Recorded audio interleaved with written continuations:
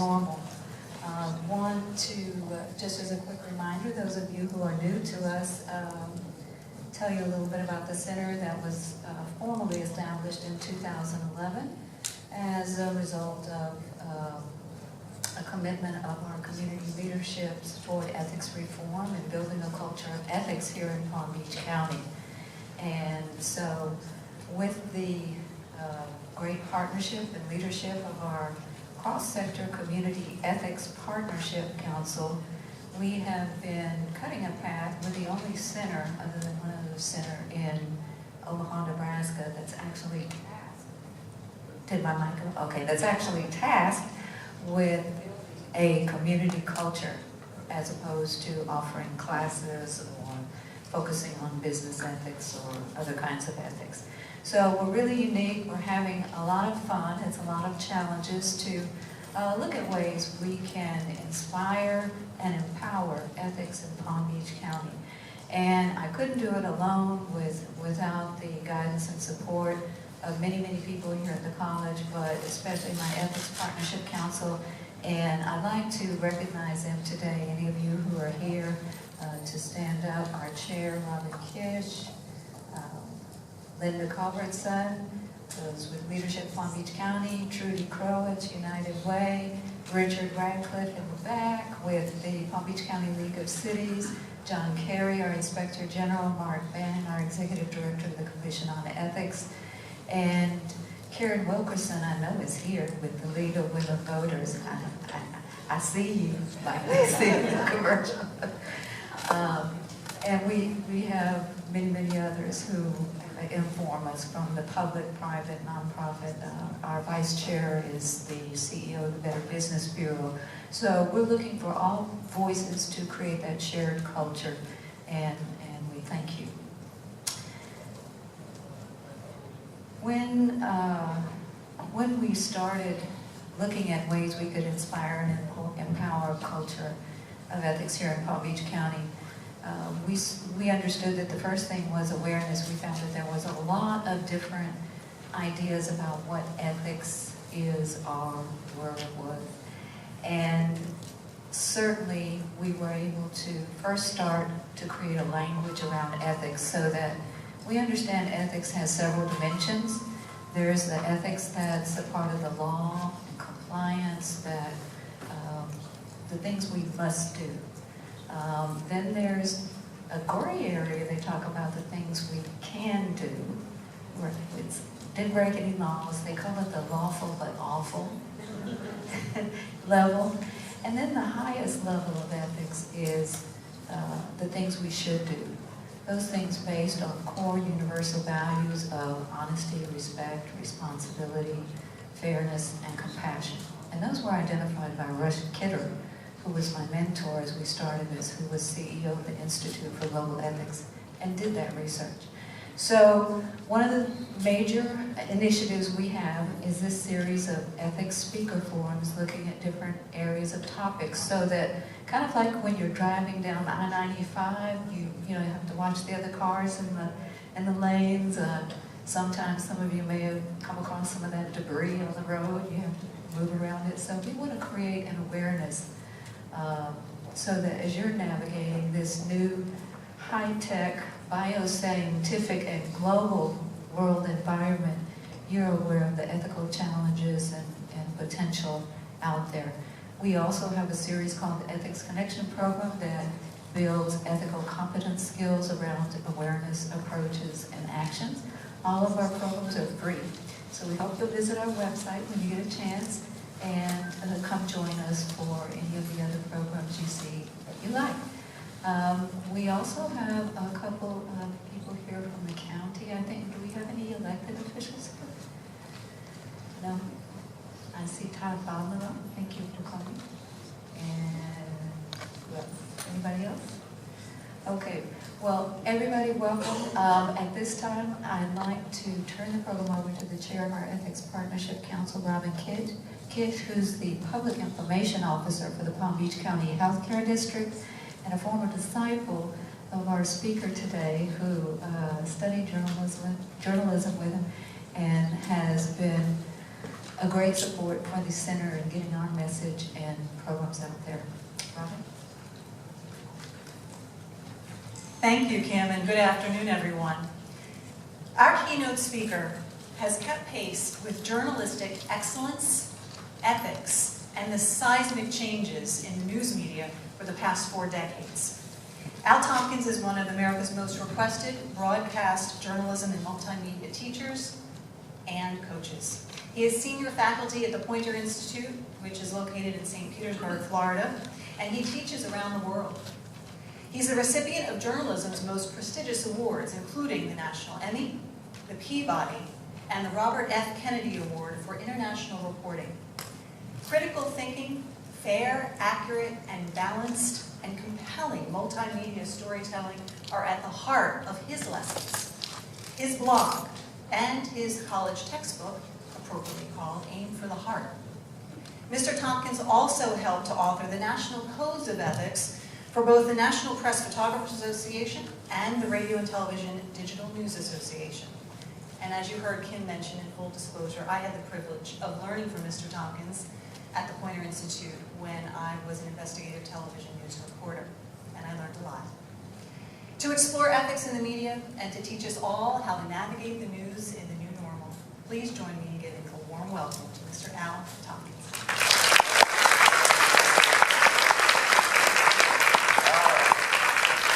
See if you're still clapping by the end of this here. So. All right, hi everybody and welcome, and bring you greetings from the other coast. I'm from St. Pete.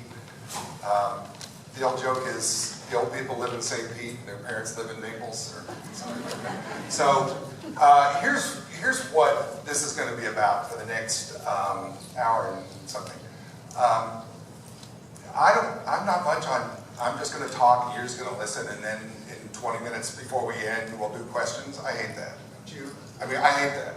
So I'd rather us just talk. Is that okay? Yes. Okay, so as we go, it doesn't matter to me if I get through my stuff. It matters if we get through your stuff. So let's talk about what's on your mind, and I'll try to be as honest with you as I can and straightforward with you as you can. And for any of you who are in social media, that's my Twitter handle. So tweet away. Have fun. What do you need to know about me? I'm a journalist of 40-something years, grew up in Kentucky, married to a minister who's also a psychologist, which is another whole seminar we'll do another time. All of my kids are adopted from other countries, and I love journalism, but because I love journalism, I'm also willing to be critical of my craft, as some of you are too, I'm sure. What I want to do today is pretty simple. I just want to try to draw the curtains back for you a little bit to help you sharpen your critical thinking skills. So as you're looking at what you see in the news, how do you think about what you're seeing, what you're reading, what you're hearing? How do you think about it? And we're actually going to look at some things frame by frame, believe it or not. We're going to actually look at some video and see, how does that work? What happened there? Why did you feel something or didn't feel something? And we're going to look frame by frame by frame, particularly at some political ads, to see what they did and what happened there. So let's just start with one of my favorite of the week, and that is what I call the fake conspiracy. These just make my teeth grind, as my wife would say. Most often, the fake conspiracy, and Robin can testify to this as a former investigative reporter, it's when somebody, especially some commentator, says it's usually about something the mainstream media won't tell you or report or show you. And usually they say it's because we're controlled by the Pope, Obama, Clinton, Muslim Brotherhood, or somebody else. Let me just tell you as clearly as I can, in 40-something years of being a journalist, I've never had the Pope call me and tell me what to say. I've never had the Muslim Brotherhood call me and tell me what to say. Obama does call me once. No, I'm kidding. Obama and Clinton, it's just nonsense. It's just nonsense. It doesn't happen. I have never, in all of the years, I work with NBC, CBS, CNN, the Weather Channel, Univision, I work with all of them. I have never been in a news meeting in my life where somebody said, oh no, Pope wouldn't like that. Oh no, we're a Republican station. No, no. I mean, it just doesn't happen. I've never, ever experienced that. That doesn't mean that we don't all have biases. You have biases, I have biases. We all have biases, or you wouldn't be here. You're smart people, the dummies are the ones who didn't come. The smart people came here. That's a fact. Idiots don't come to stuff like this. I mean, that's true in my experience. So you have biases and I have biases. For a journalist, though, part of our job is to report around our biases. I'll tell you a quick story. So I was a reporter for many years in Nashville. And I was on the air almost every day for 15 years. And I would do a radio talk show once a month. And part of my rule is that I wouldn't allow them to screen the callers. When I was on, I said, whoever comes through, let them ask whatever they want. Let's don't screen the calls. So this guy comes on one time and goes, Mr. Tompkins, are you a Democrat or are you a Republican? I said, look, I'm on the air every day for 15 years. If you don't know, what's it matter? I mean, I'm one of them. You can go find out. It's an open record. But the truth of the matter is, I'm not very good at either one of them because I hate them all kind of equally most of the time. There's always something I don't like. And that's probably similar to you. I'm just not very true to any one ideology because that's not usually what suits me. Maybe I ought to disclose. Should I disclose my biases? I'm a gun owner. Let's see if we can figure out what we are. I'm a gun owner. I'm a pickup truck driver. So far I'm a Republican probably, right? See, I'm married to a minister, adopted children. What else can I do? I'm a homeowner, live in St. Pete. What else am I? Yeah, kind of, but I work for the man, so, you know. Yeah, but I mean, Smoker, non-smoker? I'm a non-smoker. I'm a what? You're a white male? I'm a white male. Yeah, I don't know if I'm pro-choice exactly the way you would define it, probably, because I'm not very good at getting compartmentalized. Because what does pro-choice mean? A woman's right to choose. Choose what? Why don't you say it? I mean, don't you love that? A woman's right to choose. Choose to have an abortion and when. Okay, but pro-choicers, people who call themselves pro-choicers, don't always universally agree on whenever you choose. Would it be right up to birth? Is that would anybody advocate that? I would say no. With medical advice, is the woman's right to choose when she wants to. But that is the question, because we get stratified when we get to an extreme. If the only way to be pro-choice would be to say it's a woman's right to choose to have or not have an abortion right up to the moment of birth, I don't know very many people who would say yes to that. After the first trimester, on conception, implantation, fertilization, what are you talking about? And that's the problem. The problem is that we get ourselves so caught up in labels that we forget to ask, what do you mean by that? It's one of the key questions in critical thinking. What do you mean by that? How do you know that? Pro-life. I'm pro-life. Who's not pro-life here? I'm pro-life. What do you mean by pro-life? Now we're going to get into a debate. Are pro-lifers universally in favor of the death penalty or not? I would say more not, right? Catholics are not in favor of the death penalty. See the problem that comes? The problem that comes when I say, well, I'm conservative. What do you mean by that? Well, I'm anti-tax. You are? That sounds libertarian. The problem comes that these labels become meaningless because we forget to ask questions. So let's plow forward. Now, this is not Slam Fox Day. That's another seminar. But what I would say is, this is not Slam Fox Day. I swear it's not. This was last week. Can you bring up the audio, just Will? No. Maybe I can. He did did Donald Trump have to say a thing about his wife? No. Well, we That now, was it, yeah. he said the wife didn't say anything. We now know why. The wife was so grief-stricken, she Well, felt yeah. that she could not say anything. Look, his parents are entitled to say absolutely anything they want. They lost their son. But there is a double standard. The mainstream media is paying all the attention to the Khan family, and yet not so much to the Smith family. Sean Smith lost his life in Benghazi. And it was 1 week earlier at the Republican convention where Pat Smith directly and personally blamed Hillary Clinton for her son being killed. And why isn't this getting coverage? Listen to this. She lied to me and then called me a liar. I blame Hillary Clinton personally for the death of my son. That's personally. In an email to her daughter shortly after the attack, Hillary Clinton blamed it on terrorism. When I saw Hillary Clinton at Sean's coffin ceremony just days later, she looked me squarely in the eye and told me a video was responsible.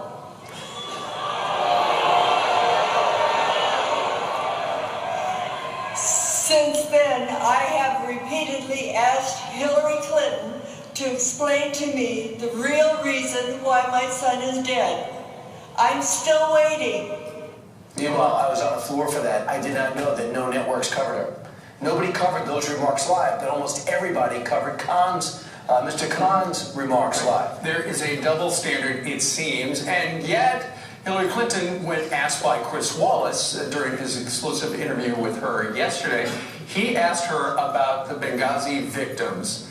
And essentially, he calls Sean Smith's mother, Pat, who you just saw right there, a liar. Okay, so twice in this they said that there's a double standard, that they don't cover this woman who is criticizing Hillary Clinton and the Benghazi story. Twice they say this. Nobody covered it live. And yet, MSNBC covered it live, that's a screen grab. CNN covered it live, that's a screen grab. The only one of the major networks and cables that didn't cover it live was Fox. They cut out of it. That was Bill O'Reilly seeing her coming on the stage, and they cut out of it. Here's the problem. I don't care whether they cover it live or not. There's plenty of places to see wall-to-wall coverage. It's only this. It feeds the conspiracy theory. And if you believe there's a conspiracy, you will find plenty of reasons to believe that. That's one of the parts of critical thinking. If you believe that there's a conspiracy, you'll find ways to bolster your idea. The fact of the matter is, they were dead wrong on this. Those are screen grabs from the actual live coverage. PolitiFact called it a pants-on-fire lie. And by the way, I should disclose PolitiFact is owned by the Tampa Bay Times, which is owned by the Poynter Institute, who pays me. Okay? Mainstream media is one of those things I hear a lot, particularly on Fox, but others as well. I just thought you'd be interested in knowing some of the things that News Corp owns. They are mainstream media. They own hundreds of media outlets, including local television, network television, cable, newspapers, Wall Street Journal. I mean, it is a major, major, major, one of the biggest media companies. It is mainstream media. What are they talking about? Media won't cover this. What I want you to ask is, what do you mean by that? You mean you're not covering it? What do you mean by that?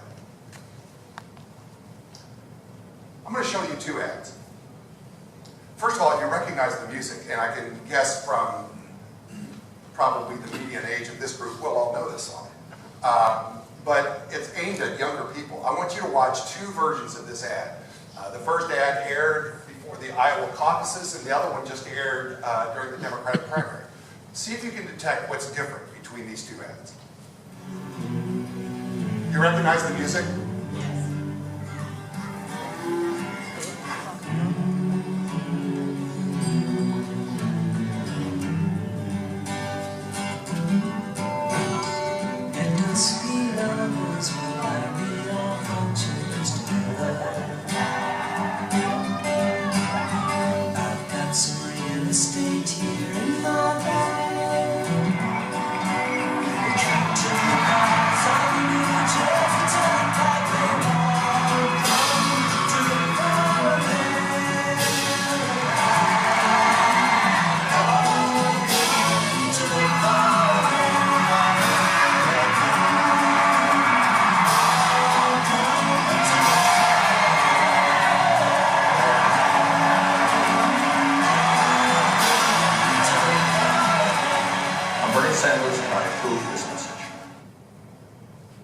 All right, version 2.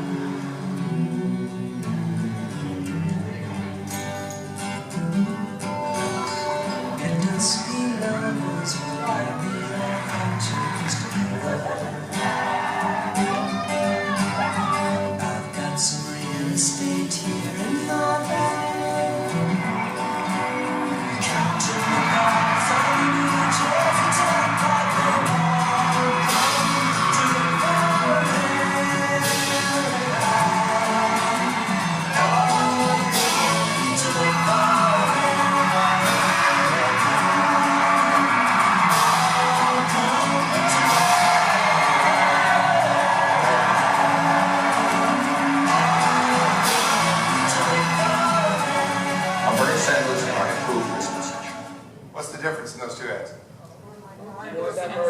Diversity. Yeah, how many non-whites were in the first ad? 3.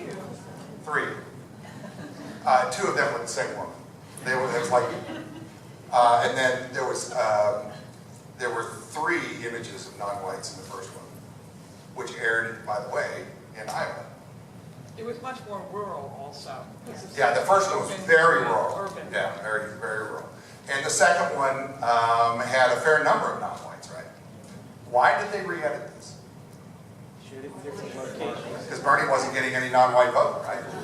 Yeah, and they were also, they aired it at the Democratic National Convention. They didn't want to become, painted with that stereotype. Isn't that interesting? Isn't that interesting? I also find it interesting that they used a song from the late 60s, early 70s to resonate with young people who have no idea who Simon and Garfunkel are, have no idea, have no connection with that song at all. How many of you knew that song? Look at this. Yeah. Say what? Yeah, you think about it, yeah. Yeah, it's an oddity. It's an oddity, but the visuals matter in these commercials, and it's important that you start looking at them with a critical eye. Why did they do that? Why did they do that? What are they trying to say?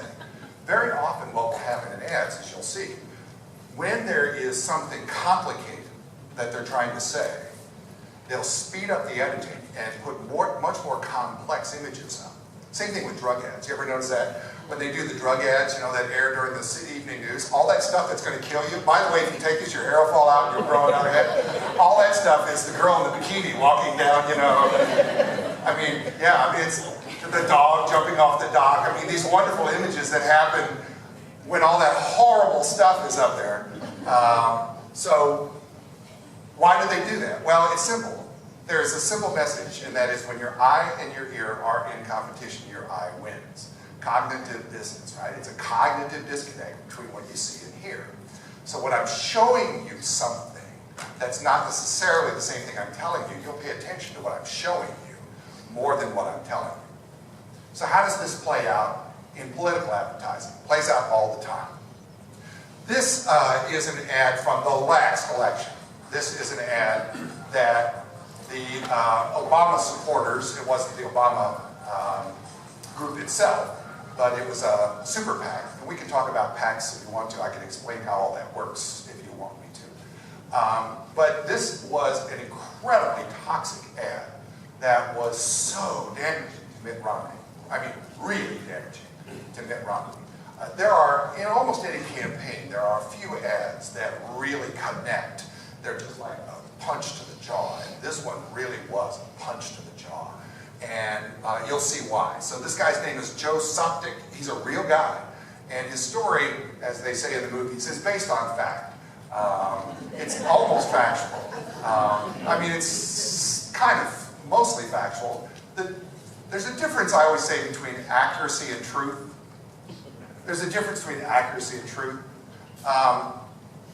Let me give you an example. Brent, I see that you're drinking, yes? Would you mind holding that up for us as evidence? Brent is drinking. Brent, I see that you drank some right before the session. Is that right? Brent, do you intend to continue drinking throughout the session? You finished it. Brent, do you sometimes find yourself drinking alone? Yes. Do you drink and drive? Yes.